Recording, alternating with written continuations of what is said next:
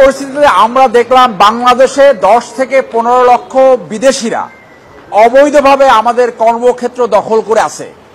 আমাদের দেশের সন্তানরা চাকরি পাচ্ছে না, তারা ভূমধ্য মহাসাগর থেকে বঙ্গোপসাগরে চাকরির খোঁজে মৃত্যুবরণ করছে। সেই ক্ষেত্রে এই অবৈধ 10 থেকে 15 লক্ষ অবৈধ বিদেশিরা আমাদের কর্মক্ষেত্র দখল করে আছে। আমাদের সন্তানেরা, এই দেশের সন্তানেরা তাদের যোগ্যতা অনুযায়ী কাজ পাচ্ছে না। আমরা বিদেশি এমপ্লয়মেন্টের বিপক্ষে নয়, কিন্তু অবৈধভাবে বিদেশি এমপ্লয়মেন্টের বিপক্ষে। তারা বছরে 2017 সাল থেকে 10.2 বিলিয়ন অর্থাৎ 10,200 কোটি টাকা অবৈধভাবে নিয়ে যাচ্ছে। বাংলাদেশ সরকারকে কোনো ট্যাক্স এবং ভ্যাট দিচ্ছে না। আমরা সরকারের যে কনসার্ন যারা কর্তৃপক্ষ রয়েছে তাদের ইন অ্যাকশন চ্যালেঞ্জ করেছি এবং আমরা তদন্ত চেয়েছি যে যারা অবৈধভাবে কাজ করছে, 4টা আইন ভায়োলেট করছে, foreigners control act, foreigners act, money laundering act, এই আইনগুলো ভায়োলেট করছে। সেই আইনের প্রভিশন অনুযায়ী তাদের বিরুদ্ধে ব্যবস্থা নেওয়ার জন্য আমরা তদন্ত চেয়েছি এবং ইন অ্যাকশনকে আমরা চ্যালেঞ্জ করেছি। আমাদের এখানে 4 জন ইউনিভার্সিটির ছাত্রছাত্রী, একজন বুয়েটের, একজন ঢাকা বিশ্ববিদ্যালয়ের, 2 জন বাংলাদেশ ইউনিভার্সিটি অফ প্রফেশনালসের, তারা চ্যালেঞ্জ করেছে তারা যোগ্যতা অনুযায়ী কাজ পাচ্ছে না। অ্যাকর্ডিংলি বাংলাদেশে 12% যে বেকার সমস্যা রয়েছে এর ম্যাক্সিমাম উচ্চশিক্ষিত।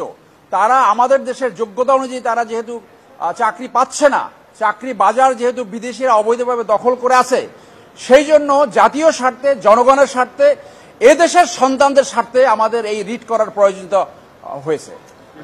সে যোগ্য লোক নিয়োগ করতে পারে, সেই ক্ষেত্রে তাদের বৈধ ওয়ার্ক পারমিট থাকতে হবে।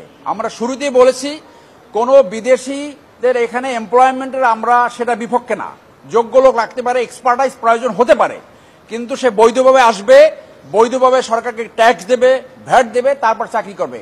কিন্তু এখানে ম্যাক্সিমাম আসে ট্যুরিস্ট ভিসায়, এসে এখানে এমপ্লয়মেন্ট নেয় এবং ট্যাক্স ভ্যাট দেয় না। আর এখানে এই কথাটা সর্বাঙ্গে সত্য না যে আমাদের একদম এক্সপার্ট নাই।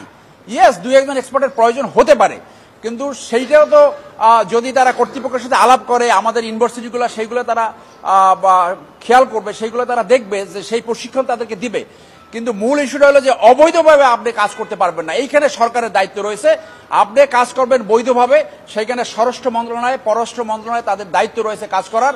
আমরা এই রিটে স্বরাষ্ট্র মন্ত্রণালয়ের সচিব, পররাষ্ট্র মন্ত্রণালয়ের সচিব, অর্থনৈতিক বিভাগের সচিব, বাংলাদেশ ব্যাংকের গভর্নর সহ এনআরবি চেয়ারম্যান, সংশ্লিষ্ট সকলকে আমরা পক্ষ করেছি। ম্যাক্সিমাম গার্মেন্টস এবং আইটিতে